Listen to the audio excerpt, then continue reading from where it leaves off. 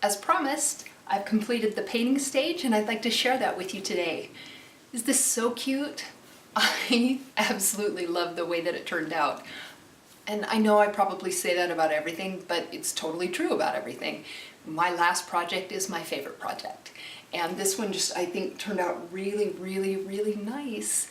I'm excited to get it to its home so that it can start to come to life and create a new story of its own. I'm going to take you through the stages of painting and, just kind of the paints that I use and the techniques that I use, and also you'll be able to see why during the sculpting process I use some of the techniques I use there. You'll see how that translates after the painting stage and why it's so important to me. And then the next segment will be the door, which is the funnest part. I know I say that about everything, but it's true. Whatever I'm working on is kind of the funnest part, but doors are really important to me. They really, really set the personality for the house. And I don't have anything planned yet, because I just don't do it that way, but we'll see what happens. And I'll share that with you in the next segment. And then following that, we'll get into the interior of the house, get it furnished and get it completed and take it to its final home. For this project, I'm going to use a total of 3 layers of paint, starting with a really solid, good base coat. And when I say solid and good, I mean solid. I really take my time on that first coat and really scrub the paint into all the imperfections and cracks and crevices that I created during the sculpting process, because it's going to help me with each additional layer, and then finally with the glazing technique at the end. I just use latex paint. There's nothing really special about it. The one thing is that I primarily use mist tints from, just your home improvement store. And the reason I do that is basically because it's cheaper and I'm trying to control costs. Also, of course, I really love the idea of something that's been rejected by someone else has a life and a home here with these projects, and that makes me feel warm and fuzzy. You can see that I start with the flower. I started with a gold color and added some yellow and just did some highlights with some red. And then for the tiles on the roof, I'm just going to go ahead and do a full coverage coat of just a basic green, which is kind of a sagey green. This is such a fun part of the process for me, because there are no rules and there's really no reason to it. I just pick a color and I start, and if I don't love it, I paint over it, and I'm often surprised at what looks good. And I tend to use a variation of colors on the tiles because I think it's really playful and fun, and it makes me feel good, and so that's why I do it. Here you can see I've got the second coat's done, and the flower is basically ready for glazing. And so now I'm going to come in and I'm going to just paint individual tiles with different shades of green or blue. And as you can see, the second you put the second green on here, the other green that I've already used as the base, it really changes the way that it looks. And I think that's super cool. It's always a surprise, and it's always a pleasant surprise. And so I'm just going to kind of vary, where I want this particular color, and then I'm going to come in with 3 or 4 other colors. And this is what I end up with. It seems really bright and maybe mismatched, but that's exactly what I'm going for, because now I get to start glazing. And glazing is going to take a lot of that pop of color away, but this is where the magical transformation really occurs. I'm going to just really glop on, just layer really heavy the glaze, and I work in sections. So in this case, I've started with the flower, and I'm just really glopping it on there.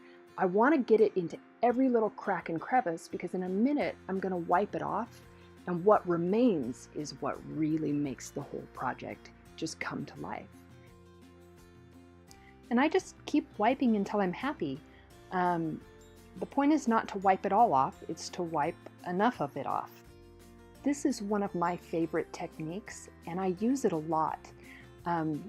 partially because I just thoroughly enjoy the process of it, but also I love the end result.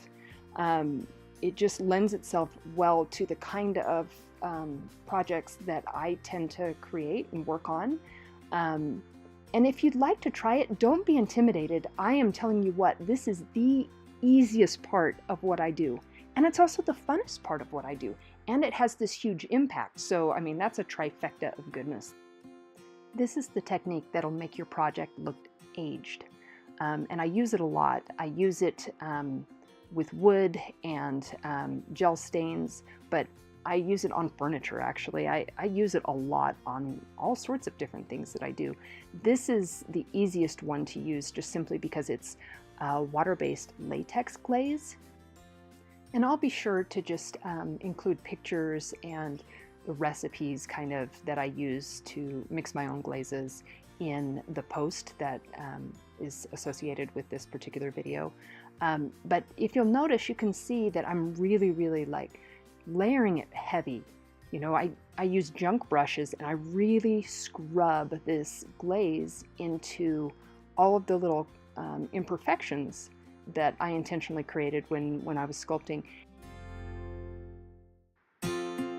So now I'm going to wipe it off and look what happens. I mean, this is truly magical, and I'm telling you, it gets me every time. You can see that the glaze, while I'm wiping it off, it remains and actually highlights all of those little rises and ridges and imperfections. This is what really brings these projects to life and makes them feel so magical. The thing about it is, you know, it just takes time. And so I often joke about myself and say that I'm impatient. And that's not necessarily true. I'm impatient with some things, but I'm very patient with other things. And this part of the process is worth every single step. Moving on to the trunk, above the doorway I have this little angel adornment, and you can see I'm just gonna glaze right over it and then wipe it off, and it just makes it look better. That's another thing that I really love about this particular process and the overall techniques that I use, and that is, you know, I'm not a trained artist, not at all, and so in fact the word sometimes still really intimidates me, an artist, because I don't feel like that's what I am, but I am a creator. And for me, part of being a creator is witnessing something come to life. And that is literally what I'm doing here. It's not living and breathing, but these projects, the further you get along with them, they definitely seem to come to life right in front of your eyes, almost like they're taking their first breath.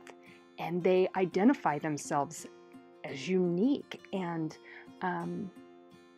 extraordinary. And so when I talk about becoming what they're meant to be, or a person becoming what they're meant to be, it is because of these types of projects where I get to see over and over. I start with one kind of material, I may mix it with a few others, and in the end, I just help it along, I facilitate it, and I get to witness whatever it was meant to become. I watch that happen every single time, and I love it. So for this project, so far it's not complete, but we're getting there, and I think it's becoming just great.